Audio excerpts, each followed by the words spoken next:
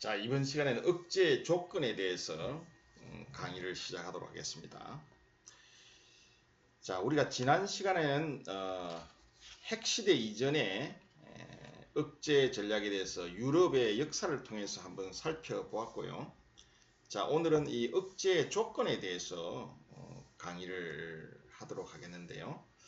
자, 이 억제에 성공하기 위해서는 세 가지 조건이 충족이 되어야 합니다. 즉 다시 말해서 이 세 가지 조건이라는 것은 의사 전달, communication이죠. 그리고 능력, capability, 그리고 신뢰성, credibility, 이 세 가지 조건을 갖추어야 억제가 성공할 수 있다는 것이죠. 자, 이 세 가지 조건들은 이 재래식 억제나 핵 억제에 모두 적용이 되는 것이고요.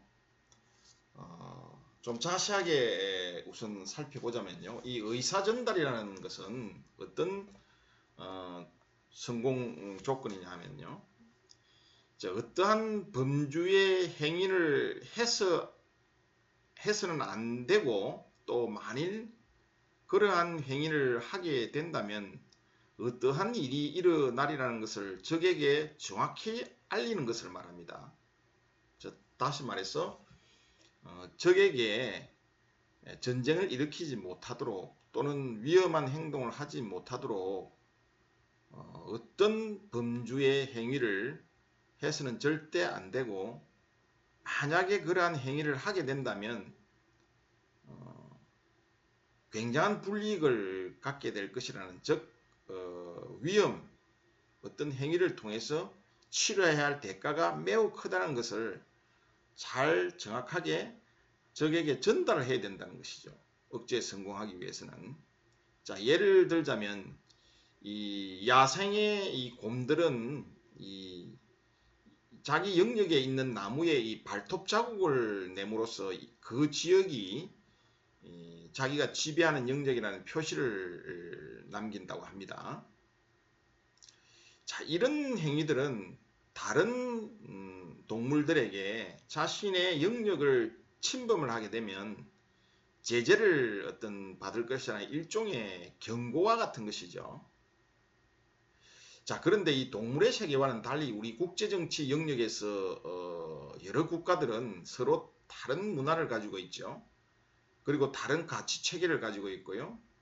또 다른 신념을 가지고 있고, 또 각 국가마다 이 정치 구조가 다르기 때문에 이 상호 간의 어떤 의사전달은 매우 어렵습니다. 그리고 많은 어떤 과오와 또 오해의 소지를 안고 있습니다. 그렇기 때문에 이 국가들은 이 공식적인 어떤 성명을 발표한다든지, 또는 뭐 대통령이나 지도자의 어떤 개인 서신을 상대국에 전달한다든지, 외교 경로를 통해서 하겠죠, 물론.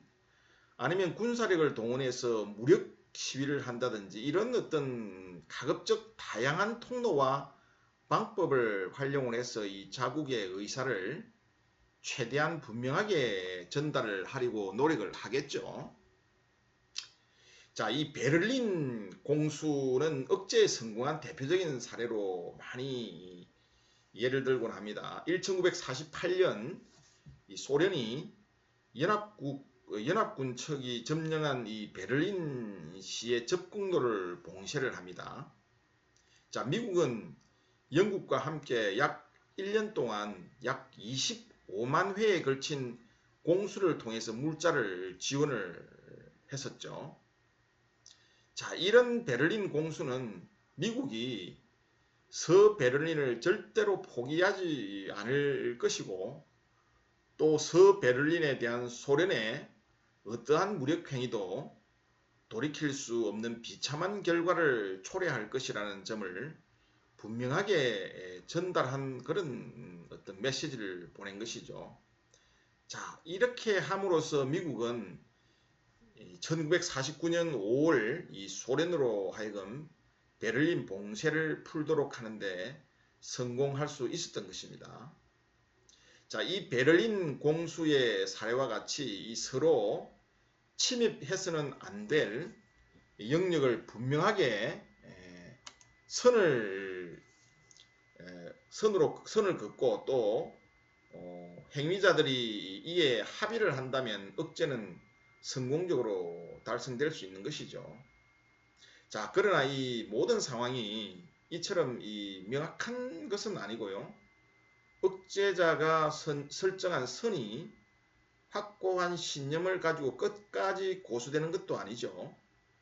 다시 말하면 이 불확실성으로 가득 찬 이 회색지대가 존재하는 것입니다. 그렇기 때문에 현실적으로 이 의사 전달은 이 심각한 어려움에 직면할 수도 있고요. 또 비록 억제자가 상대방에게 특정한 행동을 하지 않도록 요구한다 하더라도 이 설정된 범위가 불확실하다든지 또는 말이 엇갈릴 수도 있고요. 또 상대방의 입장에서는 그러한 요구를 한 억제자의 의도 또는 능력, 의지가 어느 정도 확고한 것인가에 대한 의구심을 가질 수 있기 때문에 의사전달이 제대로 이루어지지 않을 수도 있는 것이죠. 또 국가들 간의 관계는 언제나 불확실성이 존재를 합니다. 억제를 추구하는 국가는 항상 대외적인 문제에만 집중할 수는 없는 것이죠. 모든 정부는 항상 골치 아픈 많은 국내 문제들을 안고 있기 때문에 그러한 문제들을 해결하기 위해서 많은 시간과 자원을 소비하게 되는 것이죠.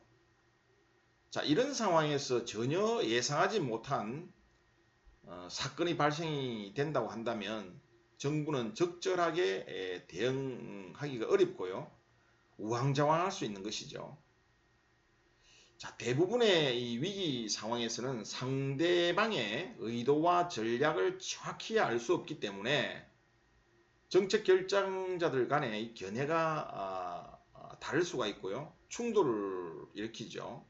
그리고 갈등이 고조되어서 상황을 더욱 어렵게 만들고 또 복잡하고 혼란스럽게 만들 수가 있다는 것이죠. 그러한 결과로 인해서 이 억제를 하기 위해서 상대방에게 제시한 의사전달이 일관성을 유지하지 못하고 흔들 수가 있다는 것이죠.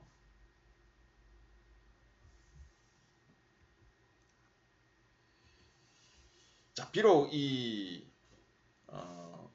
억제자가 상대방에게 정확하게 의사를 제대로 전달했다 하더라도 이를 접수하는 상대가 그 의도를 정확히 인식하고 또 이해한다는 그런 보장은 또 없어요. 이 상대 국가는 주로 이제 정부의 눈과 귀 역할을 하는 이 관료 조직을 통해서 억제자의 의도를 분석을 하게 되겠죠.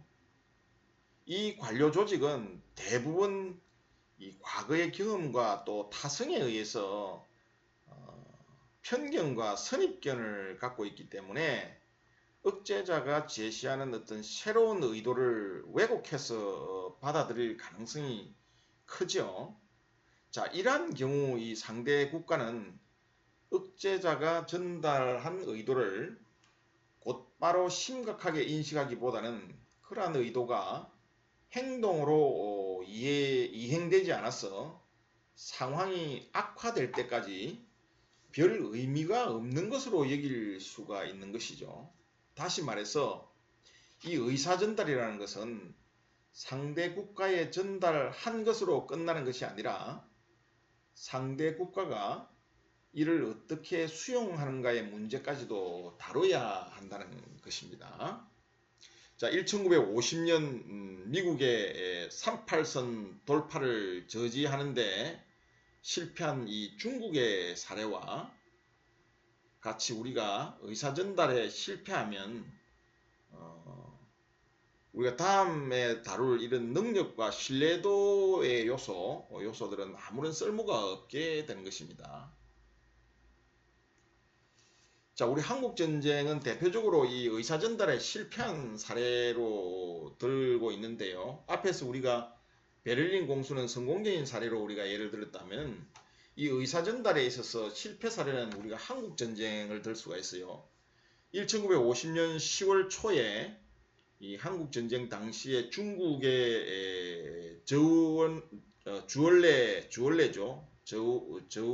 저원라인, 저원라인, 우리가 주원래라고 하는데, 당시에 중국의 주원래는 인도 대사 이 파니카를 통해서 미군이 38선을 돌파할 경우에 군사적으로 개입하겠다는 의사를 전달을 했습니다.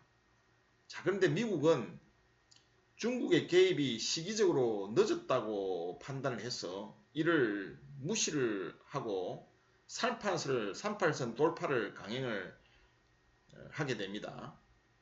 자, 중국이 의도했던 억제는 우선 그들의 위협이 명확하고 충분하게 전달되지 못했기 때문에 실패를 했던 것이죠. 다시 말해서 중국이 인도 대사를 통해서 미군이 38선을 돌파하지 못하도록 경고를 했지만 미군은 그것을 제대로 받아들이지 않았다는 것이죠.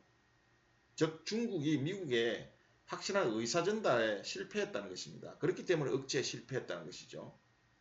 또 그리고 또 미국의 이 정책 결정자들이 현재 상황을 너무 낙관한 나머지 이 중국의 의도를 평가절하했기 때문에 실패한 것으로 볼 수가 있습니다. 이처럼 억제의 첫 번째 조건인 의사 전달은 굉장히 성공의 첫 단추를 끼는 중요한 어떤 요소라고 볼 수가 있죠.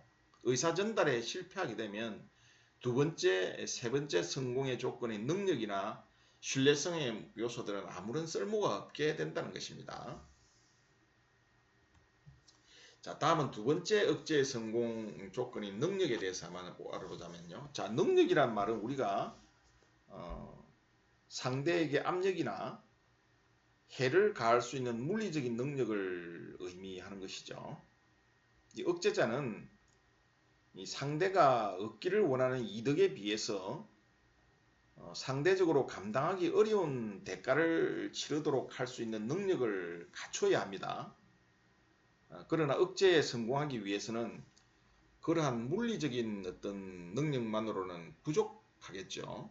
억제자가 그러한 능력을 갖추고 있더라도 상대가 손익관계를 적절히 평가하지 못한다면, 그래서 억제자로부터 이 제재를 당하더라도 금지된 행위를 하는 것이 결국은 이익이라고 생각을 한다면 억제자의 물리적인 능력은 별 의미가 없게 되는 것이죠.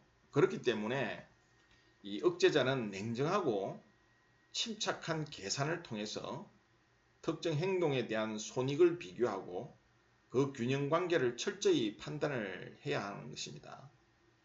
또한 이를 바탕으로 이 상대로 하여금 반항을 해도 소용이 없고, 또 어떠한 경우에도 치러야 할 비용과 위험이 이득보다 훨씬 크다는 것을 인식시켜야 하는 것이죠.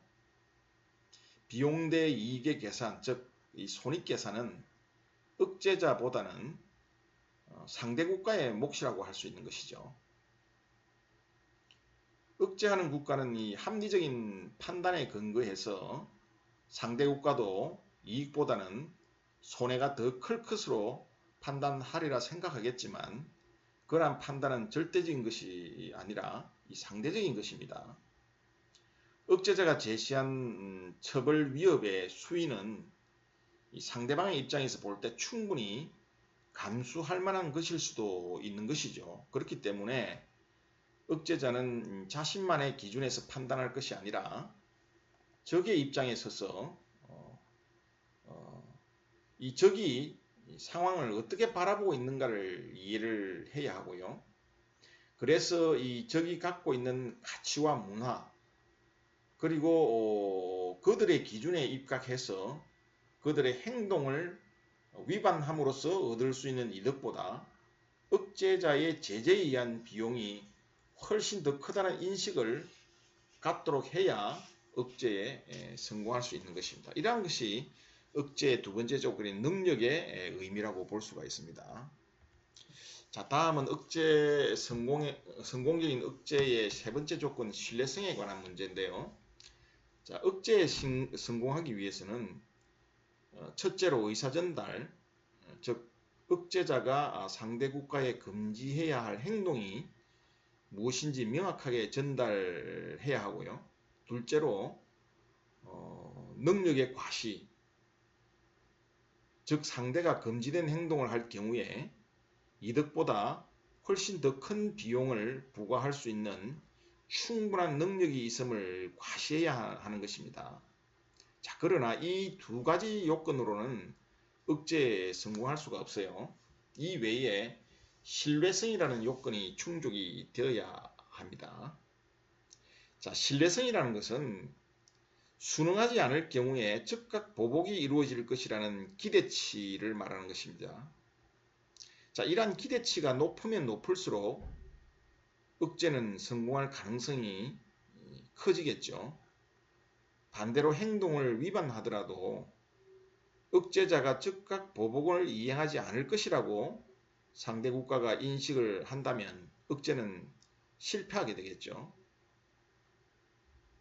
다시 말하면 상대로 하여금 특정 행위를 위반할 경우에 억제를 위해서 가했던 위협이 실제로 실행될 것이고 또 대가가 충분히 지불될 것임을 믿도록 해야 억제에 성공할 수 있는 것입니다. 자, 동물의 세계에서 암사자는 침입자로부터 새끼를 보호합니다. 이때에 이 사자는 으르렁거림으로써 자기의 의사를 전달하고 또 송곳니를 보임으로써 자신의 능력을 과시를 하죠.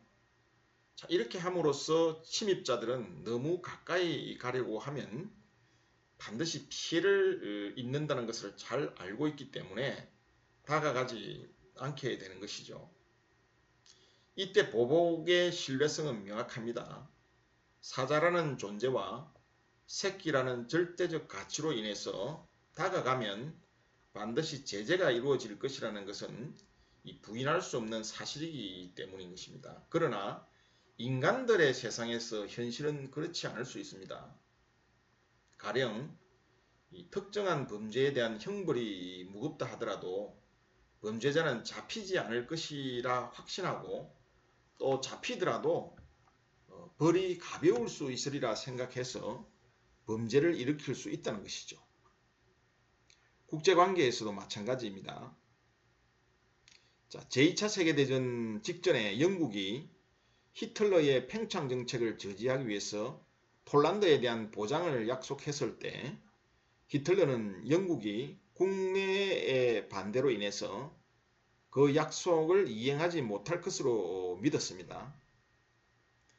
비록 영국이 개입하더라도 그에 따른 손실을 감수할 각오가 되어 있었던 것이죠. 그렇기 때문에 영국의 폴란드 보장 조치는 신뢰성이 약했고 능력이 충분하지 못했기 때문에 히틀러의 팽창을 억제하는 데 전혀 도움이 되지 못했던 것이죠. 그래서 억제자의 신뢰성, 즉 보복 실행 의지가 상대로부터 의심받게 되면 상대는 어느 정도 대가를 치를 수 있다고 생각을 하게 되고 그렇게 되면 억제는 실패하게 되는 것이죠. 핵 억제의 경우에도 신뢰성의 문제가 제기될 수가 있습니다. 즉 핵무기의 파괴력이 너무 크기 때문에 과연 그것을 실제로 사용할 수 있겠느냐는 의구심이 제기될 수 있다는 것이죠. 미국의 경우 자국이 직접 핵미사일 공격을 받는다면 즉각 보복에 나서겠지만 유럽이나 이런 유럽 국가 등의 이런 미국이 우리 한국도 마찬가지죠. 핵우산을 제공하는 국가가 핵공격을 받을 경우 자국 국민들의 피해를 감수하면서까지 미국이 핵보복의 동맹국을 위해서 핵보복에 나설 수 있을 것인가에 대한 문제가 제기될 수가 있는 것이죠. 자, 이런 문제들은 결국 억제자가 의사전달을 명확히 하고 또 억제에 필요한 제재 능력을 갖추었다 하더라도 그것으로 충분한 것은 아님을 보여주는 것이죠. 그래서 신뢰성은 억제의 성공에 필요한 마지막 요건이 되는 시험입니다. 자, 지금까지 우리가 억제에 성공하기 위한 세 가지 조건, 즉 의사전달, 능력, 마지막 신뢰성을 알아봤는데요. 다음 시간에는 우리가 냉전기의 핵 전략에 대해서 계속 논의를 이어가도록 하겠습니다.